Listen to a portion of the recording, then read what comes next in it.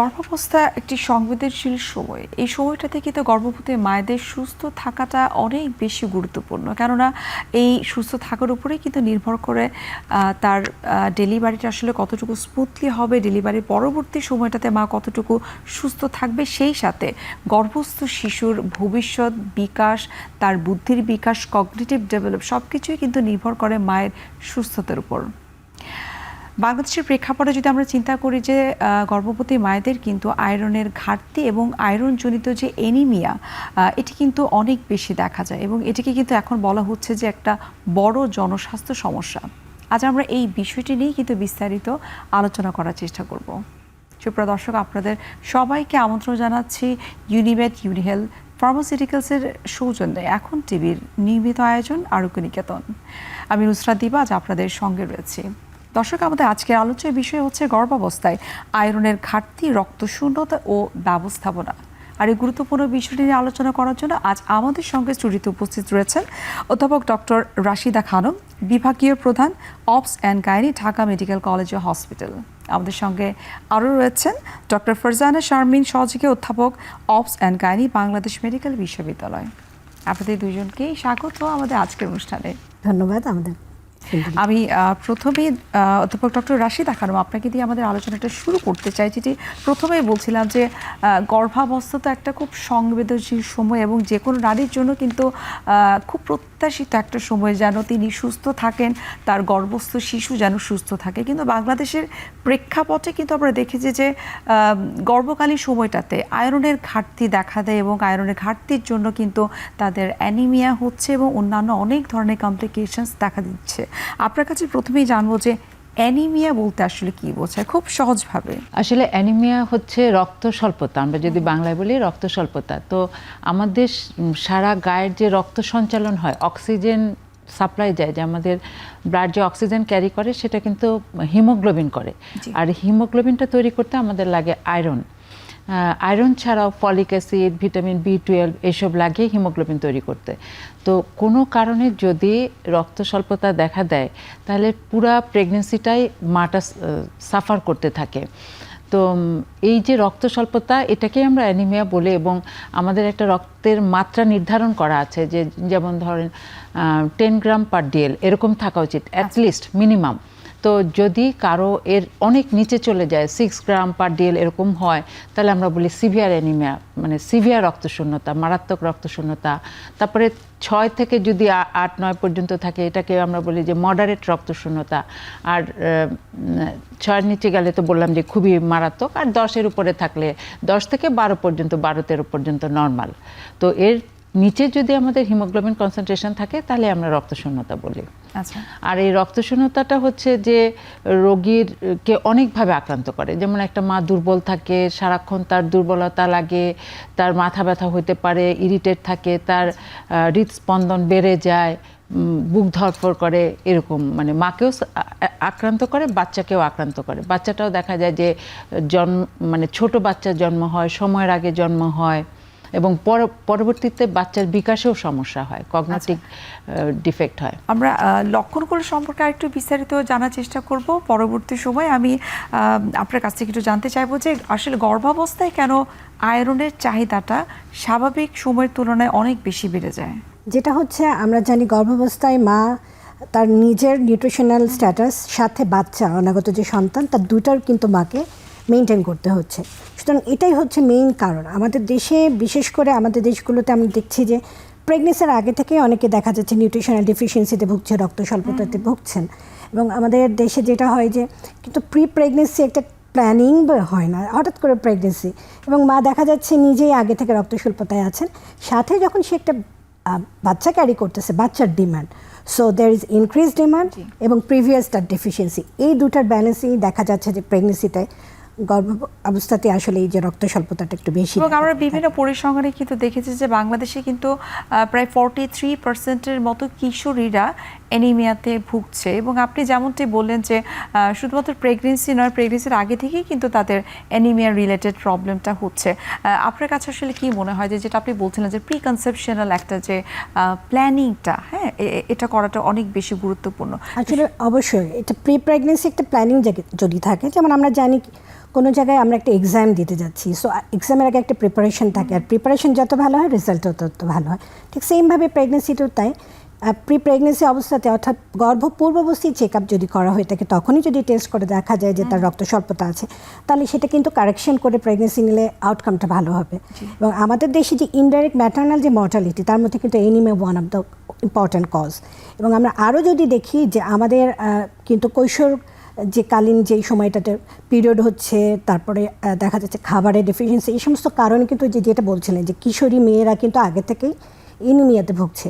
এবং আমাদের দেশে কিন্তু এখনও পর্যন্ত যদি আমরা বলি কৈশোরকালীন বিবাহ বা কম বয়সী যে 18 বছরের বয়সের নিচে, সেটা কিন্তু এখনও আছে। এবং এরাই যখন মা হচ্ছে তারা কিন্তু আরও বেশি ভালনারেবল হচ্ছে এবং ঝুঁকিতে তারা বেশি পড়ছে। তো এটাই আসলে কারণ যে তারা আগে থেকে ডেফিসিয়েন্সি থাকছে এবং প্রেগনেন্সিতে তার এই বাচ্চা ক্যারি করার, বাচ্চার ডিমান্ড মেটানোর জন্য তখন সেই সমস্যাটা আরও বেশি বাড়ছে। এবং আসলে খুবই ইম্পর্ট্যান্ট একটা ব্যাপার যে প্রি প্রেগনেন্সি একটা প্রস্তুতি নেওয়ার মাধ্যমে একটা প্রেগনেন্সি নেওয়া।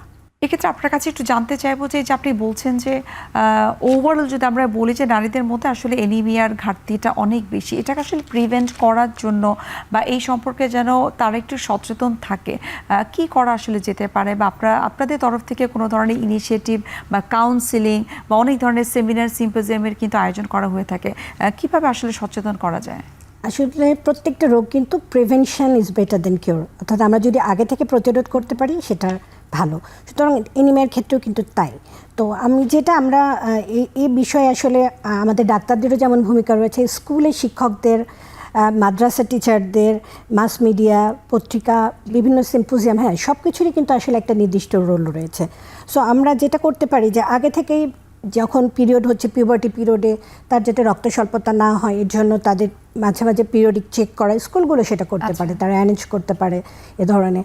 এবং যদি এরকম ডেফিসিয়েন্সি থাকে তাদেরকে আয়রন আগে থেকে দেওয়া, পিরিয়ডকালীন রক্ত বেশি যদি যেয়ে থাকে সেক্ষেত্রে আমাদের নজর দিতে হবে, ওই সময় এক্সট্রা খাওয়া বা রক্ত যাতে বেশি না যায় সেটা নজর দেওয়া।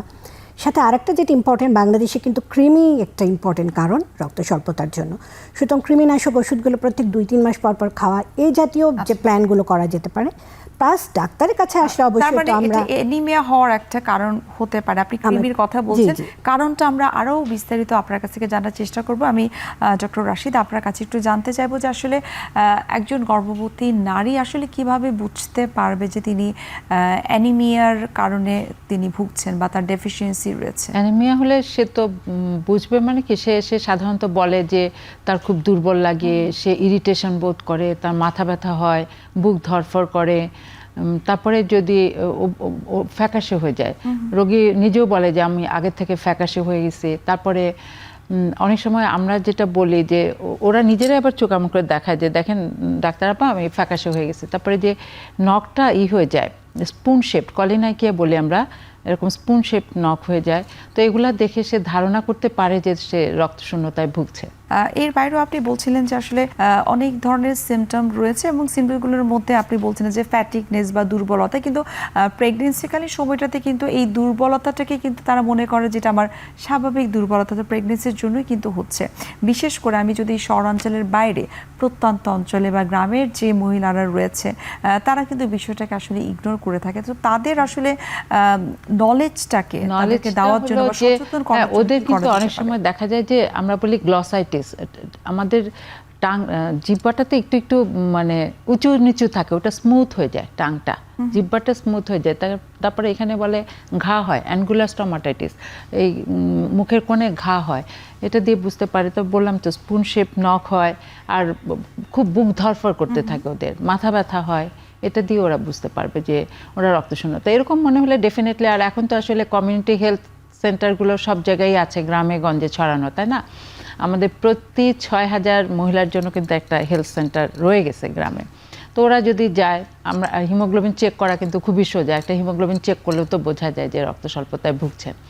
আর যেটা হয় যে আসলে রক্ত স্বল্পতাটা যদি ওদের নলেজটা আমাদের যেটা ও বলছিল যে আমাদের মাস মিডিয়া যদি সবসময় বলতে থাকে যে আমাদের কোথায় আয়রন পাই, আমরা কোন খাবারে আয়রন পাই, যেমন আমরা আয়রন পাই রেড মিটে, মাংসে, লাল মাংসে, তারপর কলিজাতে, তারপরে হচ্ছে ডালের পাওয়া যায় আর সবুজ শাকসবজিতে। কিন্তু আমাদের প্রবলেম হচ্ছে কি, আমাদের মূল খাদ্য কিন্তু ভাত বা আটা, ময়দা। এটা ভাত, আটা, ময়দা কিন্তু সেই অর্থে ওইভাবে আয়রন থাকে না। তো এই নলেজটাও তো তাদের নেই। আমরা কিন্তু মূলত ভাত খাই, দেখা যাচ্ছে অনেক ভর্তা টর্তা দিয়ে অনেক রকম করে ভাত খাই, কিন্তু এই ফুডটাতে যে আয়রন আছে, এবং সবুজ শাকসবজি কিন্তু খুব অ্যাভেলেবল, গ্রামে গঞ্জে আনাচে কানাচে কচু শাক এগুলো তো পাওয়াই যায়। তো ওই নলেজটা যদি ওদেরকে সবসময় আমরা দিতে পারি যে এটাতে আয়রন আছে। 2 নম্বর, আমাদের দেখা যায় কি, আমাদের একটু বায়াস ফ্যামিলি, দেখা যায় ছেলেরা আগে খায়। আমাদের ফ্যামিলিতে কি হয়, গ্রামে গঞ্জে ছেলেরা আগে খায়, তো দেখা যায় যে মাছ, মাংস বা ভালো খাবারটা ওরা খাচ্ছে, লেফট ওভার যে খাবারটা থেকে যায় সেটা কিন্তু মহিলারা খায়। তো এটাও একটু খেয়াল করা উচিত। তারপরে হচ্ছে যে অনেক সময় আমরা বলি যে আয়রন অ্যাবজর্পশনটা বাড়ে কিন্তু ভিটামিন সিতে। তো ওরা যদি, আমাদের কিন্তু প্রচলন আছে যে আমরা লেবু খাই না ভাতের সাথে, ওরকম যদি ওরা জানে যে আয়রন অ্যাবজর্পশন এটা বাড়ে, তারপরে ভাত খাওয়ার পরে চা খেলে, কফি খেলে কিন্তু আয়রন অ্যাবজর্পশন কমে যায়, তাহলে ভাত খাওয়ার পর ওটা না খাওয়া ভালো। তারপরে আরেকটা হয় যে ও যেটা বলছিল যে টিনেজ বাচ্চারাই তো এখন বিয়েও হচ্ছে, প্রেগনেন্ট হয়ে যাচ্ছে। 1 নাম্বার, ও জন্ম থেকে টিনেজ পর্যন্ত ওর হয়তো মাসিক খুব বেশি করে ব্লিডিং হতো, জানতো না, ওর রক্তশূন্যতা ছিল, তার মধ্যে সে আনপ্ল্যান্ড একটা প্রেগনেন্সি নিয়ে নিল। তারপরে একটা প্রেগনেন্সি নিয়ে আবার যে 2 বছর 3 বছর পরে একটা বাচ্চা নেবে, সেটাও করে না। আর বার্থ স্পেসিংটা অত ডিলে হয় না, দেখা যায় ঘন ঘন বাচ্চা নিয়ে যাচ্ছে। ওর বডিটা রিকভার করতে, ফুল আয়রন রিকভার করতে আমরা বলি যে 2 বছর লেগে যায় একটা বাচ্চা হওয়ার পরে, ওরা সেই স্পেসিং দেয় না, যার ফলে ওদের যে জন্ম থেকে পরের থেকে কৈশোর অবস্থায় যে একটা রক্তশূন্যতা ডেভেলপ করলো সেটা চলতেই থাকে। তারপরে দেখো প্রেগনেন্সিতে যেটা হয়, ডেলিভারির টাইমে দেখা যায় যে প্রচণ্ড রক্তক্ষরণ হচ্ছে। তো একটা যার ব্লাড হিমোগ্লোবিন লেভেল সাপোজ 12, তার যদি রক্তক্ষরণ হয় সে যেভাবে টলারেট করতে পারবে, যার হিমোগ্লোবিন 6 তার যদি রক্তক্ষরণ হয় সে তো টলারেট করতে পারবে না। তো তখনও দেখা যায় যে এই রক্ত স্বল্পতার কারণে মা মারা যাচ্ছে, মা সাফার করছে, বাচ্চারা বললাম যে প্রিম্যাচিউর হচ্ছে, লো বার্থ ওয়েট হচ্ছে। সুতরাং এই একটা হচ্ছে যে আমাদের দারিদ্রতা আছে, সেটার পরেও যদি নলেজটা থাকে তাহলে কিন্তু এটাকে আমরা কাভার করতে পারি। আপনি ডেলিভারির আগে বলছিলেন যে অনেক মায়েদের রক্তক্ষরণ হয়। আমরা বিভিন্ন পরিসংখ্যানে কিন্তু দেখেছি যে বাংলাদেশে রক্তক্ষরণের জন্য কিন্তু অনেক নারীরা মৃত্যুবরণ করছে। তো এক্ষেত্রে আসলে একজন গাইনোকোলজিস্ট হিসেবে আপনার কাছে কি মনে হয় যে কোন জায়গাটা আসলে আমাদের গ্যাপ রয়েছে, যেই গ্যাপটাকে আমরা পূরণ করতে পারলে মায়েদেরকে আমরা এই বিষয়ে সচেতন করতে পারবো বা মৃত্যু হারটা আমরা কমাতে পারবো? আসলে আগে তো আমরা সারাক্ষণ একটা বলতে থাকি যে WHO কিন্তু আমাদের বলে দিছে যে প্রেগনেন্সিতে অ্যাটলিস্ট 4টা থেকে 5টা হেলথ চেকআপ হওয়া উচিত, 4টা থেকে 5টা হেলথ, আগে বলতো 4টা, এখন বলছে যে 5টা হেলথ চেকআপ হওয়া উচিত। তো যখন ওরা অ্যান্টিনেটাল চেকআপে আসবে তখন তার আমরা তো হিমোগ্লোবিনটা বাড়ায় রাখবো। মোরওভার আমরা আগে থেকে আইডেন্টিফাই করতে পারবো যে এই মাটা, অনেক মা আছে যে ওদের ডেলিভারির সময় রক্তক্ষরণ বেশি হবে, যেমন যদি কারো টুইন প্রেগনেন্সি থাকে, অথবা কারো যদি আগেই মানে ডিউরিং প্রেগনেন্সি যদি রক্তক্ষরণ হয়, মানে অ্যান্টিপার্টাম ব্লিডিং যদি কারো হয়, তার কিন্তু ডেলিভারির পরে ব্লিডিং হওয়ার সম্ভাবনা থাকে, অথবা কোনো মায়ের ম্যালনিউট্রিশন থাকে। আর আমরা সারাক্ষণ আয়রন বলছি, কিন্তু একটা হিমোগ্লোবিন তৈরি হতে গেলে কিন্তু ফলিক অ্যাসিডও লাগে। আমরা কিন্তু ফলিক অ্যাসিডটা দিতে চাই প্রেগনেন্সিরও 3 মাস আগের থেকে। আমরা বলি 3 মাস ফার্স্ট ট্রাইমেস্টারে কিন্তু আপনারা দিয়ে থাকেন। ফার্স্ট ট্রাইমেস্টারেরও 3 মাস আগের থেকে, প্রি প্রেগনেন্সি পিরিয়ড থেকে ফলিক অ্যাসিড দিতে বলি। তাহলে যদি একটা মা ফলিক অ্যাসিড খায় প্রি প্রেগনেন্সি পিরিয়ডে, ডিউরিং প্রেগনেন্সি আয়রন খায়, এবং ভিটামিন B12 ইম্পর্টেন্ট ফ্যাক্টর, এই মাল্টিভিটামিন যদি আমরা দিই তাহলে একটা মাকে আমরা রেডি করলাম। এবং অনেক মায়ের আছে যে অনেক সময় ডায়াবেটিস থাকে, বড় বাচ্চা হয়, সেই মাটারও কিন্তু রক্তক্ষরণ হওয়ার সম্ভাবনা বেশি থাকে। তাহলে আমরা আগের থেকে যদি ঝুঁকিপূর্ণ মাটাকে আইডেন্টিফাই করতে পারি যে এই মাটার রক্তক্ষরণ হওয়ার সম্ভাবনা আছে, এবং তাকে যদি হসপিটালে ডেলিভারি করবে, তাহলে আমরা এটা প্রিভেনশন করতে পারি। আপনি যেটা বললেন যে হাই রিস্ক প্রেগনেন্সি বা ঝুঁকিপূর্ণ আসলে গর্ভবতী মা কারা, সেটাকে আসলে আইডেন্টিফাই আগে করতে হবে, কারা আসলে আসলে হতে পারে সেটি জানার চেষ্টা করবো। একটা বিরতির সময় গেছে, আমরা বিরতি নিচ্ছি।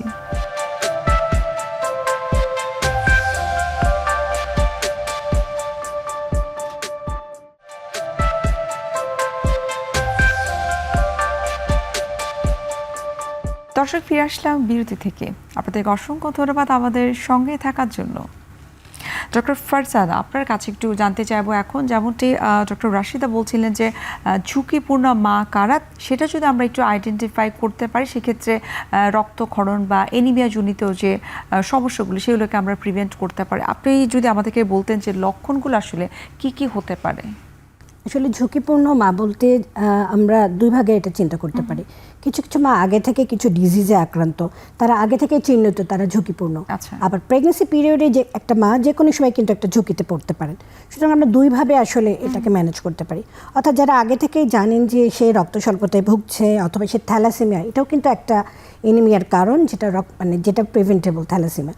সো আমরা যদি এই ধরনের আগে থেকে প্রেডিক্ট করা এরকম কেস থাকে যেগুলো নোন, যে সে আগে থেকে তার রক্ত স্বল্পতা আছে বা তার থ্যালাসেমিয়া আছে বা সে একটা ক্রনিক ডিজিজে ভুগছে লাইক কিডনি ডিজিজ অথবা তার ডায়াবেটিস আছে, তো এরকম যাদেরকে আমরা আগে থেকে জেনে থাকি যে তাদেরকে আমরা আগে থেকেই ওভাবে চিহ্নিত করে এবং ফ্রিকুয়েন্ট অ্যান্টিনেটাল চেক আপে আসতে হবে। আসলে এটা খুবই ইম্পর্টেন্ট একটা, তারা প্রি প্রেগনেন্সি একটা প্ল্যানিংয়ের মধ্যে যাবেন, তাদের সব বডি চেক করবেন, এভরিথিং ওকে, দেন তারা প্রেগনেন্সিতে যাবেন এবং তারা ঘন ঘন অ্যান্টিনেটাল চেক আপে যাবেন।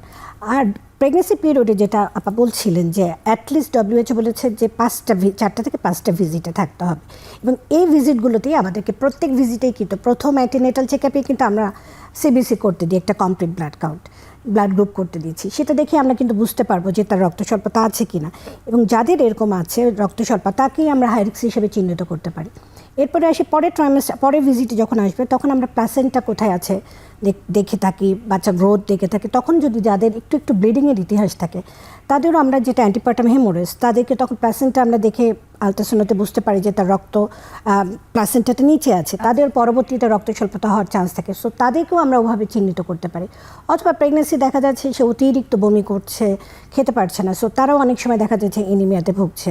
সুতরাং প্রেগনেন্সি পিরিয়ডে এবং আগে থেকে এই দুই সময়ই আমরা কিন্তু আসলে হাই রিস্ক প্রেগনেন্সিগুলোকে চিহ্নিত করতে পারি এবং তাদেরকে আমরা মনিটর করব খুব ক্লোজলি এবং তাদেরকে মাথায় ঢুকিয়ে দিতে হবে যে তুমি হচ্ছে উচ্চ ঝুঁকিপূর্ণ মা, তোমাকে বেশি ডাক্তার কাছে আসতে হবে, তুমি এই ধরনের সিমটম দেখলে তুমি আগে আগে আসবে। এবং পরিবারের প্রত্যেককে আসলে সেক্ষেত্রে ইম্পর্টেন্ট। নিশ্চয়ই চিকিৎসকের পক্ষ থেকে অর্থাৎ আপনাদের দিক থেকে রোগীকে কাউন্সিলিং করাটা নিশ্চয়ই অনেক বেশি গুরুত্বপূর্ণ। হ্যাঁ, অবশ্যই কাউন্সিলিং এমন একটা জিনিস যেখানে আপনি যখন একটা ইনফর্মড একটা জিনিস তাকে জানাবেন, প্রত্যেকটা জিনিস সম্পর্কে ডিটেলস বলবেন, তখন কিন্তু তার মধ্যে তার কিছু মিথ থাকতে পারে, ভুল ধারণা থাকতে পারে। বাংলাদেশে কিন্তু এটা খুবই বেশি। গ্রামেগঞ্জে দেখা যাচ্ছে শাশুড়ি বউকে কম খেতে দেয়, কারণ একটা বড় বাচ্চা হবে তখন তার ডেলিভারি নর্মাল হবে না, সুতরাং আগে থেকে কম খেতে দেয়। এ ধরনের অনেক কিছু কিন্তু, এবং প্রেগনেন্সিতে আরও আছে যে খাবারের ব্যাপারেও অনেক ধরনের মিথ আছে। তো মা যদি আগে থেকে রক্ত স্বল্পতা থাকে, মিথের পাশাপাশি কিছু মিসকনসেপশন বা আমরা ল্যাক অফ নলেজ বলতে পারি, যেমনটি ডক্টর রাশিদা কিন্তু বলছিলেন যে তারা আয়রন সমৃদ্ধ খাবার খাচ্ছেন কিন্তু তার সঙ্গে কিন্তু ভিটামিন সি বা লেবুটা খাচ্ছেন না, যেটা আমরা জানি যে উইদাউট ভিটামিন সি কখনোই কিন্তু আয়রন অ্যাবজর্পশনটা প্রপারলি হয় না। কিন্তু খাবার আসলে কি আমাদের দেশে কিন্তু আসলে অনেক ধরনের, গ্রামে গঞ্জে বলবো, যদি আমি শহরের তো একটা অন্যরকম ব্যাপার, তো অ্যাভেলেবেল আছে, বাট কীভাবে রান্না করতে হবে, কুকিং প্রসেসটা, অতিরিক্ত রান্না করলে তো ভিটামিন সি চলে যাচ্ছে বা আয়রনটাও নষ্ট হয়ে যাচ্ছে। সো কুকিং প্রসেস কীভাবে করবে, কোন ধরনের শাকসবজি খেতে হবে, খাবারের আগে সাধারণত অনেকে দেখা যাচ্ছে যে ভেজিটেবল যেটা খাচ্ছে সেটা খুব বেশি এমনভাবে তেল মশলা দিয়ে রান্না করে ওটার আসলে কোনো গুণ থাকে না, এবং খাবারের পরে লেবু খাবারের সাথে খাওয়া যেটাতে আয়রনে অ্যাবজর্ব করবে, সেটা একটা ইম্পর্টেন্ট অবশ্যই ইস্যু। সুতরাং আমাদেরকে ওভারঅল অ্যাসেসমেন্টে বা আমরা যখন কাউন্সিলিং করবো আমাদের এই পয়েন্টগুলোকে তাদের রাখতে হবে যে ডেফিসিয়েন্সি কেন হয়, কী কী খাবার খেলে সেটা প্রতিরোধ করা যাবে, কীভাবে টেস্ট করতে হবে, কখন ডাক্তারের কাছে যেতে হবে, এবং সব কিছু ওভারঅল। আমরা কিন্তু আবার আয়রন সাপ্লিমেন্টও দিয়ে দিই আমরা প্রেগনেন্সি পিরিয়ডে, বিকজ তখন আসলে ডিমান্ডটা বেশি থাকে দেখে। তো ওভারঅল আমাদেরকে আসলে 360 ডিগ্রি তাদেরকে আসলে আমাদেরকে কাউন্সিলিং। আচ্ছা, অর্থাৎ সঠিক আয়রন সমৃদ্ধ খাবার খাওয়ার পাশাপাশি আপনারা সাপ্লিমেন্টও সাজেস্ট করে থাকেন। আমি ডক্টর রাশিদা আপনার কাছে জানতে চাইবো এখন, যেহেতু সাপ্লিমেন্টের বিষয়টা আসলো, আয়রন সমৃদ্ধ যে ট্যাবলেটগুলো রয়েছে সেটি আসলে আপনারা প্রেগনেন্সির কত মাস থেকে কত উইকস থেকে শুরু করেন, কতদিন? আয়রনটা আসলে দিই কি ফার্স্ট ট্রাইমেস্টারে তো প্রথম 3 মাসে তো ওদের খুব বমি থাকে, তো তখন আমরা আসলে অ্যাকচুয়ালি আয়রনটা দিই না বা বইপত্রও বলে না। প্রথম 3 মাস আমরা শুধুমাত্র ফলিক অ্যাসিড দিই, 3 মাসের পর থেকে আয়রন দিই। আয়রন সাধারণত আমরা একটা ট্যাবলেট এভরিডে খেতে বলি। তো এরকম দেখা যায় যে 1 গ্রাম হিমোগ্লোবিন বাড়তে 2 to 3 উইকস লাগে, 2-3 সপ্তাহ লেগে যায়, প্রায় ধরো 1 মাস লাগে 1 গ্রাম হিমোগ্লোবিন বাড়তে। তো সেটাও আবার আসলে আমরা লেভেল করি, যার মানে খুব হালকা রক্তশূন্যতা তাদেরকে আয়রন ট্যাবলেট দিই, কিন্তু যার অনেক বেশি রক্তশূন্যতা বা খুব ডেলিভারি টাইমের কাছাকাছি চলে আসছে, সাপোজ ওর 1 মাস পরে ডেলিভারি হবে, ওর হিমোগ্লোবিন আছে এখন 6-7, তখন কিন্তু আমরা আয়রন ট্যাবলেট দিয়ে কাভার করতে পারি না, তখন আয়রন ইনজেকশন দিই। আবার এরকমও আছে যে হিমোগ্লোবিন 5 এরকমও পাই, তখন তো আমরা আয়রন ইনজেকশন দিলে তো। এই জায়গাটা আমার একটা প্রশ্ন রয়েছে যে প্রেগন্যান্সিতে হিমোগ্লোবিনটা ম্যাক্সিমাম আমাদের বাংলাদেশের নারীদের মনে হয় 11 থাকে, কিন্তু প্রেগন্যান্সিতে সেটা কিন্তু 10-এ চলে আসে এবং কারো কারো ক্ষেত্রে সেটা 9-8, যেমনটা আপনি বললেন 5-6-এ চলে আসে। এটার কারণটা আসলে কি? ওই তো ইনক্রিজ ডিমান্ড, প্রেগনেন্সিতে তো ওর ডিমান্ড বেশি। আর প্রেগনেন্সিতে অ্যানিমিয়াটা যে হয় সেটার কিন্তু একটা মানে ফিজিওলজিক্যাল কজ আছে, যে স্বাভাবিকভাবে হয়, যে আমাদের বডিতে তো প্রচুর চেঞ্জ হয় প্রেগনেন্সিতে। তো প্রেগনেন্সিতে হয় কি, রক্তের তরল অংশটা বেড়ে যায় আর হিমোগ্লোবিনটা কমে যায়, সেই জন্য একটা হিমোডাইলুশন হয়, এটাও একটা অ্যানিমিয়ার কারণ। আর হচ্ছে ওই এতক্ষণ যেটা আমরা বলছিলাম যে ওদের ফল্টি ডায়েটারি হ্যাবিট, ওরা ঠিক মতো কোনটা খাবে কি খাবে হয়তো বুঝে না, সেই জন্য যে ওরা আমরা শস্যদানা বেশি খাই বললাম না, যে ভাত চাল মানে ময়দা আটা এই সমস্ত, এগুলোতে তো অত আয়রন থাকে না।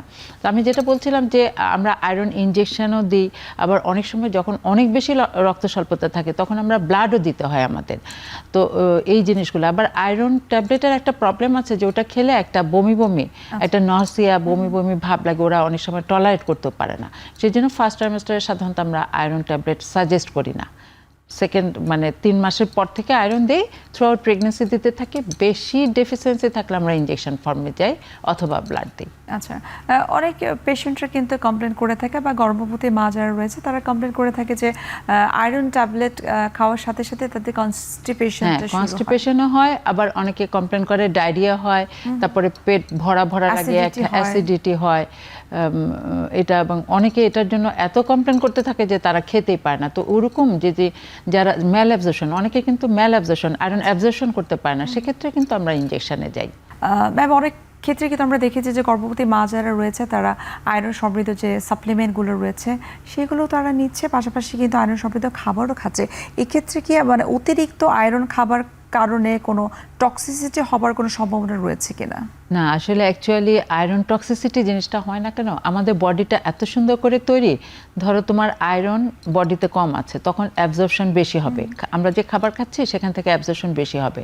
আয়রন টক্সিসিটি হয় না। টক্সিসিটি আসলে আমরা কিছু ভিটামিনের বেলায় বলতে পারি, যেমন ফ্যাট সলিবল যে ভিটামিনগুলা A, D, E, K, এই ভিটামিনগুলোতে টক্সিসিটি হয়, কিন্তু আয়রনে টক্সিসিটি হয় না। আয়রনের একটা টক্সিসিটি হতে পারে, আমরা অ্যানিমিয়া নিয়ে যখন কথা বলছি, থ্যালাসেমিয়া কিন্তু এখন একটা ইম্পর্টেন্ট ইস্যু।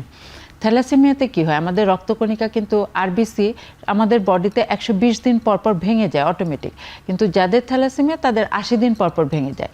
তাহলে ওই রক্তকণিকা ভেঙে গেলেও কিন্তু ওটা থেকে আয়রন বের হয়, সেক্ষেত্রে আয়রন বডিতে জমা থাকে। সেই থ্যালাসেমিয়ার পেশেন্টকে যদি আমরা আয়রন দিই সেখানে আয়রন টক্সিসিটি হতে পারে, যেটাকে বলে হিমোসিডারোসিস, হিমাক্রোমাটোসিস।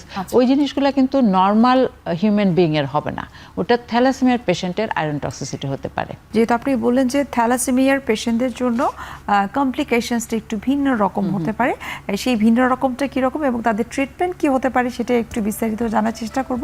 আরও একটা বিরতির সময় গেছে, আমরা বিরতি নিচ্ছি।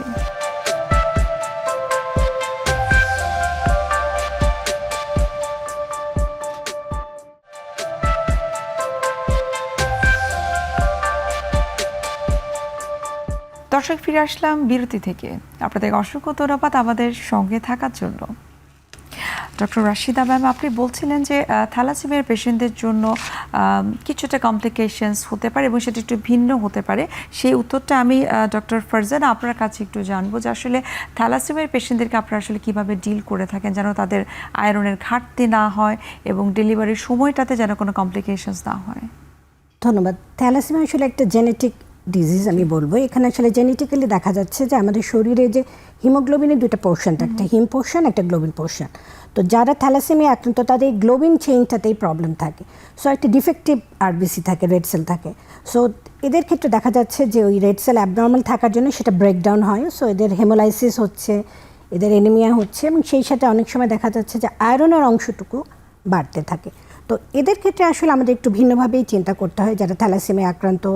এবং থ্যালাসেমিয়া আসলে দুই রকম, আবার একটা হলো ক্যারিয়ার আর একটা হচ্ছে সে নিজেই ডিজিজে আক্রান্ত। যারা ক্যারিয়ার অর্থাৎ যারা এটার ক্যারি করতেছে, এটা ট্রেড বা ক্যারিয়ার যেটাই বলি, তাদের ক্ষেত্রে আসলে প্রেগনেন্সিতে দেখা যাচ্ছে খুব যে রক্ত স্বল্পতা খুবই ভয়ঙ্কর লেভেলে, ওই লেভেলে হয় না। হ্যাঁ, তবে সেকেন্ড ট্রাইমেস্টারে গেলে তাদের রক্ত স্বল্পতাটা একটু বাড়ে। এদের ক্ষেত্রে আমরা প্রথম ট্রাইমেস্টারে ইউজুয়ালি ফলিক অ্যাসিড দিয়ে থাকি। সেকেন্ড ট্রাইমেস্টারে গেলে আসলে তখন ওই মাত্রাটা দেখতে হয়। আমরা সাধারণত সেরাম ফেরিটিন লেভেলটা দেখি, যদি ফেরিটিন লেভেলটা কম থাকে সেক্ষেত্রে আমরা তাদেরকে আয়রন দিতে পারি। বাট যদি সেরাম ফেরিটিন লেভেল দেখা যাচ্ছে বেশি, সেক্ষেত্রে আসলে আমরা আয়রন দিতে পারি না। পুরো প্রেগনেন্সিতেই আমরা তাদেরকে ফলিক অ্যাসিড দিয়ে থাকি। এবং যদি প্রয়োজন হয়, আমাদের আসলে টার্গেট সবসময় থাকে হিমোগ্লোবিন লেভেলটাকে 10 রাখতে। তো বিলো 10 হয়ে গেলে তখন আমরা তাদের ক্ষেত্রে আমরা ব্লাড দেওয়ার জন্য আসলে বলি, কারণ ব্লাডই তখন তার এটাকে মানে এই কম্পেনসেট করতে পারবে এই সমস্যাটাকে। এবং থ্যালাসেমিয়া আসলে একটা আলাদা বিষয়। এবং থ্যালাসেমিয়া নিয়ে যখন কোনো মা যদি প্রেগনেন্সি নিয়ে থাকে, সেক্ষেত্রে কিন্তু তার রক্ত দেখা যাচ্ছে পুরো প্রেগনেন্সিতে অনেক কয়বারই তাকে ব্লাড নিতে হচ্ছে, রিপিটেড ব্লাড ট্রান্সফিউশন, অনেক ধরনের কমপ্লিকেশন। এক্ষেত্রে আবার একটা প্রশ্ন হচ্ছে যে থ্যালাসেমিয়ার একজন নারী যখন গর্ভবতী হতে চাচ্ছেন অর্থাৎ কনসিভ করতে চাচ্ছেন, তার আগে যদি কখনো উনি জানতে পারেন যে তার হিমোগ্লোবিনটা বা আয়রনটা ফেরিটিনটা কম আছে, তখন কি আপনার প্রেগনেন্সিটাকে পজ করে রাখতে বলেন? হ্যাঁ, অবশ্যই। থ্যালাসেমিয়া একটা preventable disease in that sense যে প্রেগনেন্সির আগে কিন্তু আমরা হাজব্যান্ড ওয়াইফের দুজনেরই কিন্তু আমরা টেস্ট করতে পারি। দেখা গেল ওয়াইফ উনি জানেন যে উনি থ্যালাসেমিয়া আক্রান্ত এবং উনি থ্যালাসেমিয়া ক্যারিয়ার, তো সেক্ষেত্রে আমরা অবশ্যই ওয়াইফ যদি থাকে থ্যালাসেমিয়া ক্যারিয়ার, আমরা হাজব্যান্ডের ব্লাড তখন হিমোগ্লোবিন ইলেকট্রোফোরেসিস করে দেখতে চাই। কারণ হাজব্যান্ড এবং ওয়াইফ দুজনেরই যদি দেখা যায় যে ক্যারিয়ার, সেক্ষেত্রে কিন্তু অনাগত সন্তানের মধ্যে 25% চান্স থাকে ডিজিজ হওয়ার। এবং যারা থ্যালাসেমিয়ায় আক্রান্ত যে সমস্ত বাচ্চারা থাকে ডিজিজ প্রসেসে, তাদের কিন্তু একদম জন্মর পর থেকে দেখা যাচ্ছে তাদের ব্লাড ট্রান্সফিউশন দিতে হয় রিপিটেড, এবং তাদের লাইফ কিন্তু বেশি দিন যায় না, এক্সপেক্টেন্সি খুবই কম। সুতরাং আমরা যদি আগে থেকে বিফোর প্রেগনেন্সি যদি তারা প্রি প্রেগনেন্সি চেক আপে আসেন এবং মা জানেন যে উনি থ্যালাসেমিয়ার ক্যারিয়ার, সো সেক্ষেত্রে আমরা হাজব্যান্ডকে করলাম, তখন কিন্তু প্রেগনেন্সি প্ল্যানিংটা অনেক ইজি হয়ে থাকে। কারণ আমরা অ্যান্টিনেটাল পিরিয়ডেও কিন্তু ডিটেক্ট করতে পারি কিছু টেস্টের মাধ্যমে যে বাচ্চা আসতেছে সেও ডিজিজের মধ্যে আছে কিনা। তো আমরা সাধারণত দেখা যায় 11 থেকে 14 উইকস এই পিরিয়ডে আমরা কিন্তু অ্যামনিওসেন্টেসিস করতে পারি। তারপরে আমরা তার মানে টেস্ট করে আমরা পেটের থেকে পানি নিয়ে ডিটেক্ট করার চেষ্টা করি যে বাচ্চারও আছে কিনা। যদি দেখা যাচ্ছে যে বাচ্চার প্রবলেম আছে, বাচ্চাও ডিজিজে আছে, সেক্ষেত্রে আসলে আমরা অনেক সময় কাউন্সেলিং করে টার্মিনেশন চিন্তা করতে পারি।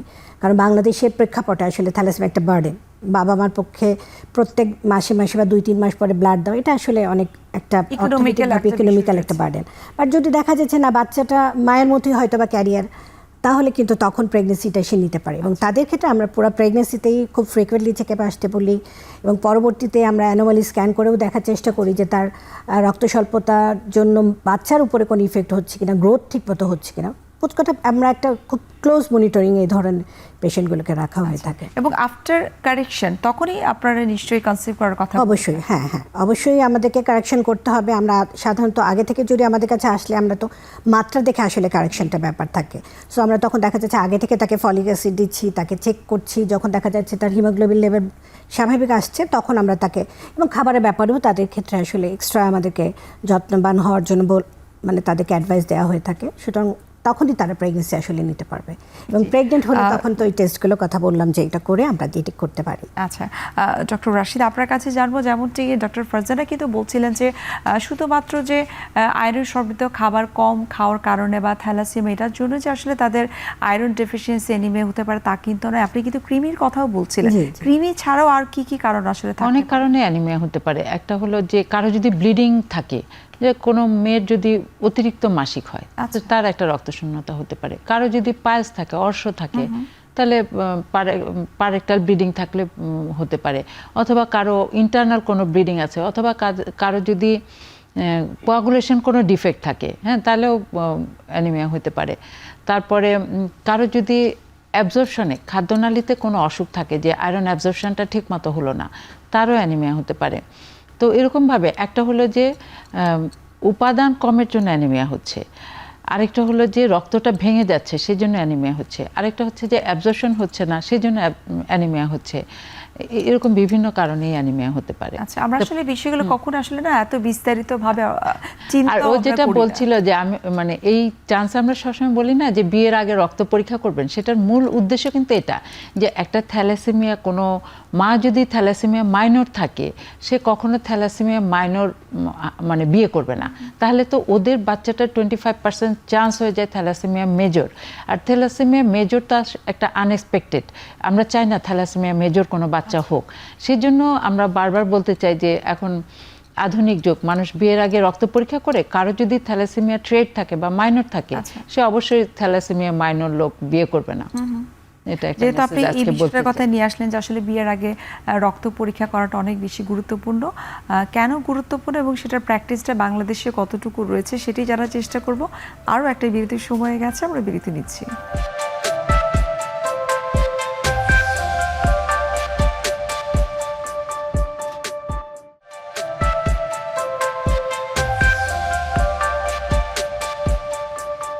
দর্শক, ফিরে আসলাম বিরতি থেকে। আপনাদের অসংখ্য ধন্যবাদ আমাদের সঙ্গে থাকার জন্য। ডক্টর রাশিদ, আপনি বলছিলেন যে বিয়ের আগে যদি রক্ত পরীক্ষা করা যেতে পারে, সেক্ষেত্রে আমরা অনেকটা এই থ্যালাসেমিয়াটাকে আমরা প্রিভেন্ট করতে পারবো এবং রক্ত স্বল্পতাজনিত যে কমপ্লিকেশনসগুলো সেগুলোকে আমরা আসলে প্রিভেন্ট করা আমাদের জন্য অনেকটা সহজ হতে পারে। তো বাংলাদেশে এটার প্র্যাকটিসটা আসলে কেমন? আসলে দুঃখজনক হলেও সত্য যে বাংলাদেশে এই প্র্যাকটিসটা নাই বললেই চলে। কারণ আমরা তো গ্রামে গঞ্জে তো নাই, শহরের লোকও মানে তুমি কখনো দেখেছো যে কোনো একটা বিয়ে হচ্ছে তারা ব্লাড টেস্ট করে ডিসিশন নিচ্ছে যে না একে বিয়ে আমরা অন্য কিছু দেখি, কিন্তু ব্লাড টেস্ট করে তো আমরা কখনো ডিসিশন নেই না যে না এই বিয়েটা হবে না। এটা আসলে বাংলাদেশে প্র্যাকটিস নাই বললেই চলে। তাই এক্ষেত্রে আপনার কোনো এক্সপিরিয়েন্স আপনি চাইলে শেয়ার করতে পারেন? এমন কোনো পেশেন্ট কি রয়েছে, যেমন আপনি হয়তো আনম্যারিড একজন পেশেন্ট যার থ্যালাসেমিয়া রয়েছে, সেক্ষেত্রে তাদেরকে আপনি কিভাবে কাউন্সেলিং করি? একটা হলো যে আমরা কিন্তু বলি যে আত্মীয়র মধ্যে বিয়ে দিবেন না, কাজিন বিয়ে করবেন না, কারণ থ্যালাসেমিয়া তো একটা ফ্যামিলিয়াল ডিজিজ, এটা ফ্যামিলিতে রান করে।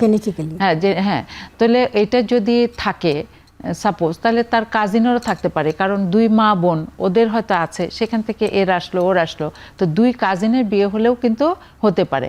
সেই জন্য আমরা কিন্তু আত্মীয়র মধ্যে বিয়ে খুব নিষেধ করি।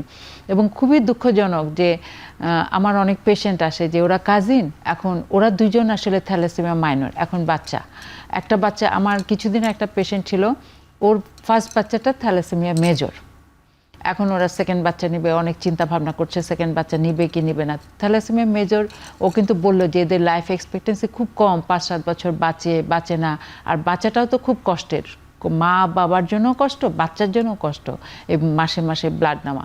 তো সেকেন্ড বাচ্চাটার জন্য ওদের জন্য মেসেজ যে সেকেন্ড বাচ্চা নেওয়ার সময় হ্যাঁ আমরা এখন একটা টেস্ট করতে পারি যে এই বাচ্চাটা মেজর হবে কিনা। হ্যাঁ, সেটা আমরা প্রেগনেন্সিতে অ্যামনিওটিক ফ্লুইড, ওই ফ্লুইডটা নিয়ে টেস্ট করে বলতে পারি যে এটা মেজর হবে কিনা। যদি মেজর হয় তাহলে এই বাচ্চাটা আমরা নিব না, আর যদি মাইনর হয় সে বাবা মা যেমন তার জীবন চালিয়ে নিতে পারছেন, এই বাচ্চাটাও পারবে। মাইনর হলে এই বাচ্চাটা আমরা দুনিয়াতে আনতে চাই, কিন্তু মেজর হলে আনতে চাই না। এটা একটা কারণ ব্লাড টেস্ট করা। আরেকটাও কিন্তু একটা বলতে পারি যে কোনো মায়ের যদি ব্লাড গ্রুপ নেগেটিভ থাকে, তার হাজব্যান্ডের যদি পজিটিভ থাকে, সেক্ষেত্রেও একটা মিসম্যাচড হয়। বাচ্চাটা পজিটিভ হলে একটা ঝামেলা আছে, সেক্ষেত্রে যদি নেগেটিভ ব্লাডের ছেলে বিয়ে করা যায় তাহলেও কিন্তু এই ঝামেলাটা অ্যাভয়েড করা যায়। যাদের বিয়ের আগে এই ধরনের সমস্যাগুলো থাকে তাদেরকে আপনারা প্রপার কাউন্সিলিং এর মাধ্যমে চেষ্টা করে থাকেন যে আমি যেমন বলে দেই যে তারা নিতে পারে। আমি যেমন বলে দেই যে ধরো এই যে তোমার থ্যালাসেমিয়া মাইনর, তুমি অ্যাটলিস্ট তোমার কাজিনের সাথে এই বাচ্চাটাকে বিয়ে দিবা না, এটা যখন আমি পেশেন্ট পাই বলে দিই। জি, ডক্টর ফারজানা, আপনার কাছেও আমার একই প্রশ্ন যে এই ধরনের কোনো পেশেন্ট আসলে আপনি ডিল করেছেন কিনা, বা আসলে কি ধরনের কমপ্লিকেশনস আপনাকে ফেস করতে হয়েছে?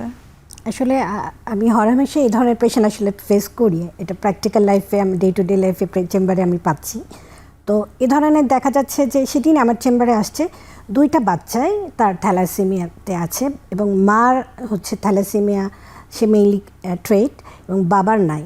তো আমার কাছে যখন ওরা নিয়ে আসলো, মা আবার 3rd টাইম প্রেগনেন্ট, তো 2 বাচ্চারই তার প্রবলেম আছে, সেটা তারা প্রায় বাচ্চাগুলোর বয়স একটার বোধহয় 4, একটার 6, মানে অনেক দিন পরে কিন্তু তারা করেছে, তারা কিন্তু টেস্ট করতে খুব একটা আগ্রহী থাকে না।